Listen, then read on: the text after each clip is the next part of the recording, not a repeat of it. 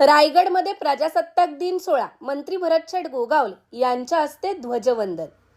भारताच्या 77व्या प्रजासत्ताक दिनानिमित्त रायगड जिल्ह्यातील मुख्य शासकीय ध्वजवंदन समारंभ आज अलिबाग येथील पोलीस मुख्यालय मैदानावर संपन्न झाला।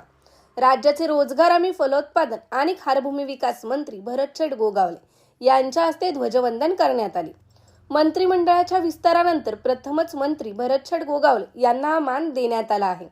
यावेळी विविध क्षेत्रात उल्लेखनीय कार्य केलेल्या व्यक्तींचा मंत्री भरतशेठ गोगावले यांच्या हस्ते गौरव करण्यात आला।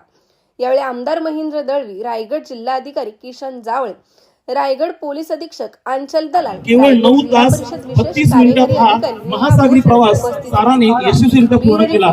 तेज मराठी न्यूज, अलिबाग, रायगड।